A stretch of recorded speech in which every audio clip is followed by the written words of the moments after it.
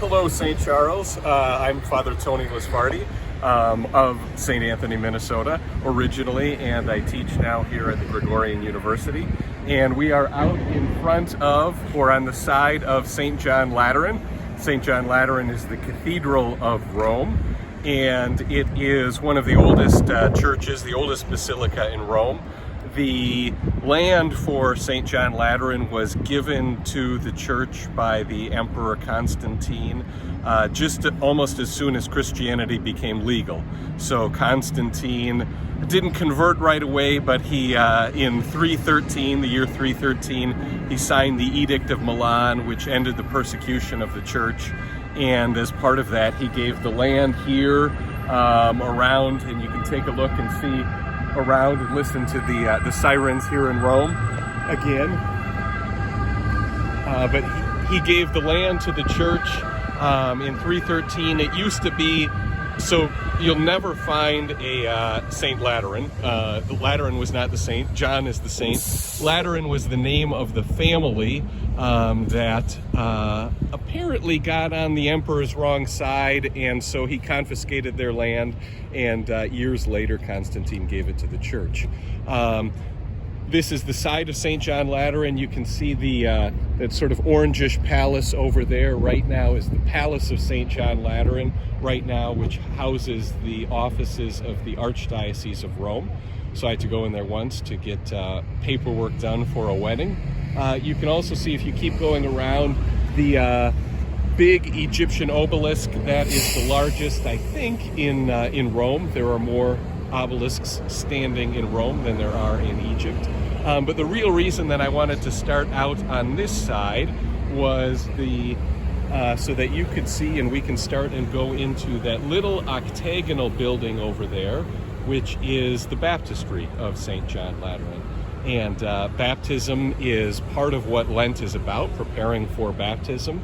And my doctoral work was on the sacrament of baptism, so I'm particularly partial to baptism and think that it's something we can often take for granted. And so I wanted to start out going into the baptistry and talking about a little bit about what baptism would have been like in the early church, and to remind us of what our baptism means. So we're now inside the baptistry, and I said it was an octagonal building, 8 sides, and that comes from Easter, the resurrection being on the 8th day of the week, so the 7 days of the week, and then the new beginning of baptism. And part of the reason I wanted to take you inside was because I think that the way that baptisms were celebrated in the early church, especially when you had adult baptisms, really tells us a lot about what the sacrament means. And I think it's helpful just to imagine, to sort of put yourself and imagine what it would have been like to be baptized in the days of St. Augustine or St. Ambrose, or even earlier. What you're looking at right now is not the ancient building. It's everything that we see today has been damaged and constructed and reconstructed multiple times. And so what you're seeing now is kind of a Baroque construction and decoration, and we'll see that in the church as well, which is from about the 1600s, 1700s. But you get the idea that in the center of this 8-sided building, there is the baptismal font, which is a little bit lower, and the font that you see here is something that they've put in later.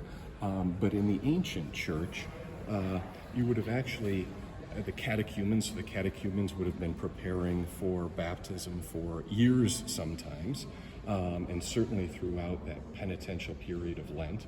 And then they would have come to the baptistry. They would, at that point, the church practiced not letting non-Christians in to see the sacraments. So that would have been the first time that they would have seen a baptism. And the same thing with Mass. They would have seen the liturgy of the Word, perhaps, but not actually the sacrament. And so they would have come in, and in Romans 6, the fundamental theology of baptism, St. Paul says, "Don't you remember that when you were baptized, you were participating in the death of Christ. You were buried with him in order to rise with him. So they would actually have gone down into the ground, and that's why the baptismal font would have been lowered, and so they would have gone down into the ground as if going into the grave, and been buried in the waters. Imagine the experience of it, getting very, very wet. The waters would have probably been a little bit on the cold side. I once had to deal with a Baptist. It wasn't full immersion, but a baptistry where you went down into the waters, and we were boiling water, buckets of water, to pour into it to try to raise the temperature, but it still didn't get that warm. So it would have shocked you. You would have felt this, this feeling of coming out of the cold. You would have seen the candlelight and the candles shimmering on the priest and the deacons in their gold vestments. There might have been mosaics, and you would have seen the candlelight shimmering off of that. St. Augustine talks about coming out of his baptism and hearing the songs as he's emerging from the waters, and the music bringing him to tears. So it would have been this great experience of new life. And that's really what baptism is fundamentally. It's we have been given this gift of new life. And I think that the way that it was celebrated in the early church, you would have really felt that. And we who have the gift of being baptized as children have to do a little work, I think, to kind of reimagine that and remember what it's all about. And sometimes we have to do a bit of reconstruction work as well, which is also what Lent is about, and in order to bring that new life back to life, in a sense. Just a few other things to point out here. The deer, which come from Psalm 42, the deer that yearns for streams, yearning for those streams of water, yearning for that new life in Christ. So take a look around here in the baptistry, and then we'll go over into the main church.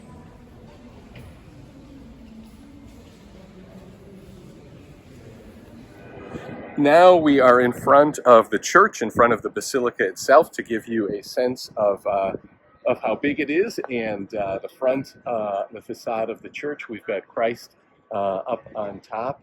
And I wanted to come out in front first to show you there are a couple of carvings on the pillars here in front, and they say in Latin that this is the basilica, or the church, the Holy Church of St. John Lateran. It is the mother church, mother and head of all the churches in the city and in the world, because this is the cathedral of the city of Rome.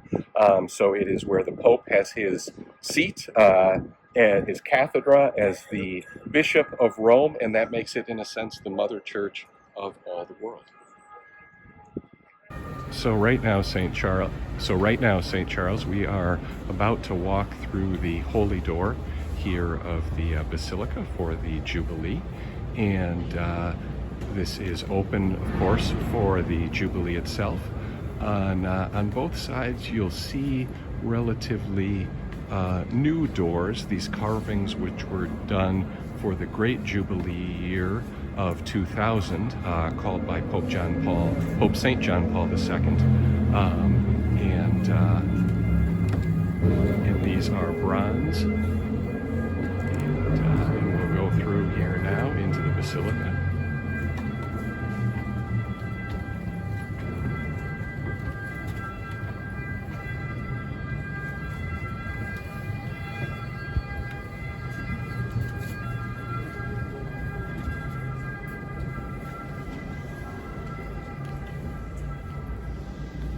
We'll come over here on the left, and there's an important fresco here by Giotto, the great early Renaissance painter. And it's important for the Jubilee because it is a picture of Pope Boniface VIII, and he was it's behind glass, so I'm gonna move so that you don't get too much reflection. But he was the first pope to declare a Jubilee year in the year 1300. And somewhat controversial pope. Dante didn't like him. He put him in the Inferno. I guess he had a strong personality, we can say, but he was the first pope to declare the Jubilee year. So now, St. Charles, we are inside the basilica, and I want you to look down, and then we'll look up. And the reason that I want you to look down is to appreciate these great floors within St. John Lateran, and you'll find them in a lot of the Roman basilicas. And they're called cosmatesque floors. That's the style, and it's named after the Cosmati family, which was a family of artisans back in the Middle Ages. And that was known for creating floors like this. And the thing about the city of Rome, once you got into the Middle Ages, was that you had a lot of ruins around. There was a lot of broken marble, and the Cosmati family had this beautiful, brilliant idea of using all of this broken marble to make these wonderful works of art, these designs, creativity and beauty to cover the floors of the basilicas. And I think that this is just a great metaphor for Lent, because part of Lent, for those of us who have received our gift of baptism as children, is oftentimes we don't treat it as we should, that we make a mess of a lot of things in life. But the Christian faith tells us that God is greater than our mistakes, that he gives us a second chance, that we can do penance, and out of our mistakes, in fact, we can experience his mercy, and great beauty can grow even from the ruins. And on top of that, we have the benefit of our experience that we can learn from. So I think there's something really beautiful about contemplating these floors, and there's something beautiful about raising our gaze as well from the ground to see the beauty of the heavens. And so now I invite you to look at the interior of the basilica. And as I mentioned before, the design here within St. John Lateran is a Baroque design. Francesco Borromini is the artist who designed the interior here, and you will see the apostles sticking out of the walls. We'll walk down the nave in a minute so you can see a bit more of the detail of the statues. But even here, you can see one of the great things about the Baroque style is the way that it plays with space. And you can see the apostles kind of just sticking out of the walls. They're not stuck in the walls, but they're invading our space. And the Baroque style was the style after the Reformation, and it was really a style where the artists wanted to defend and show and celebrate the sacramental nature of our faith. And in the sacraments, God's work, God's grace, the divine, enters into our world.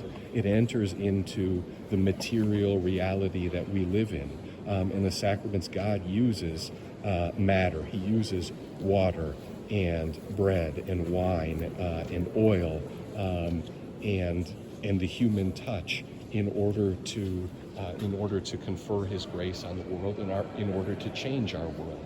And so the Baroque artists kind of convey this idea by the way that they play with space, and the way that these great figures from the Bible aren't just stuck in the wall. They're coming out and becoming a part of our history, because in the sacraments, God continues to act in our history, the story of each and every one of us, just as he entered history in the Incarnation.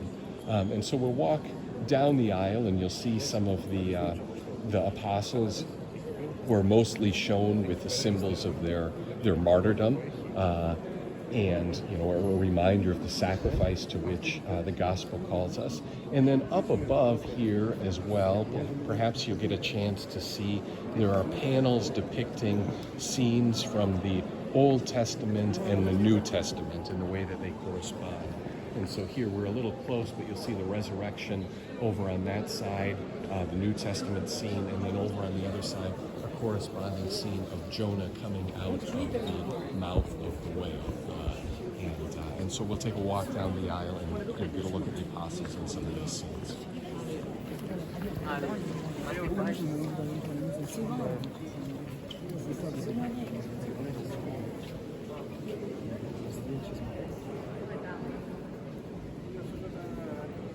The apostles were done by different artists over the end of the 1600s, beginning of the 1700s. They're very dramatic. I like that about them.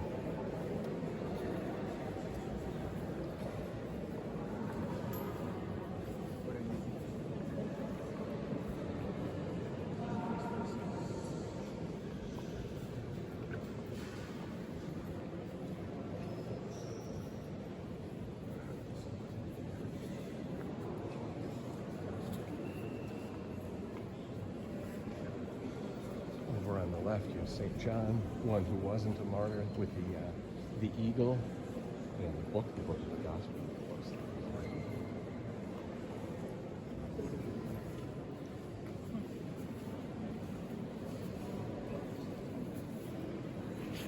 If you look up the panel up above St. James is Christ's baptism. It's a favorite of mine, as you can imagine. And over there, I think we have the flood. So that is the beginning of the flood, I think, that's coming in there. And the ark might be a little bit hard to see. It's in the background. It's carved, but it's a fairly shallow carving in the wall. But you have the destruction of the world in the flood, which is an image of our baptism. We are, of course, saved through baptism. The fathers like to talk about the ark as the wood of the ark is meant to remind us of the cross, and the water of the flood is meant to remind us of baptism, because we're saved through baptism, saved from the waters by the wood of the cross. So we are here now, fully inside the church in the apse, and back behind the altar, and you can see the cathedra, the seat of the bishop, who is the Bishop of Rome, the Pope, and up above this great fresco, and you can probably recognize a number of the symbols in the fresco there. You've got deer, so again, the deer yearning for running waters, and you can see the waters flowing from the cross there in the middle.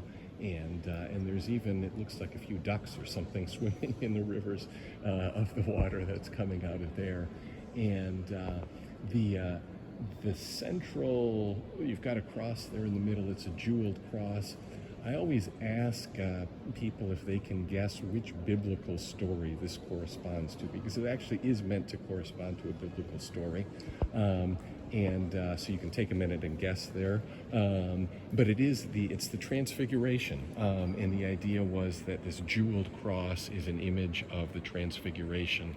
And one thing that's interesting is studying the art of the early church in the Middle Ages is the jeweled cross was popular not just because it sort of showed off the wealth of the bishop or something, that it was holy bling, but that jewels were something, precious stones were something which were both luminous, so they were light, but they were also very hard and durable, and you couldn't break them. I mean, so a diamond is very solid. So in some ways, they were a symbol of what's divine, a symbol of God, that is, He's totally solid, enduring, unbreakable, the symbol of power, but at the same time something which is light and beautiful. So here our final stop on the tour of St. John Lateran, appropriately, is this statue from the 14th century of Mary, Mother of the Church. And it was given to the Basilica by Pope Francis, who also instituted the Feast of Mary, Mother of the Church on the Monday after Pentecost. And it's an appropriate way to finish our tour here at St. John Lateran, the Mother Church of the world, to to see Mary, Mother of the Church, and to entrust all of our prayers to her. Okay, St. Charles, it's great having you on the tour. Hopefully have a holy Lent and a happy Easter.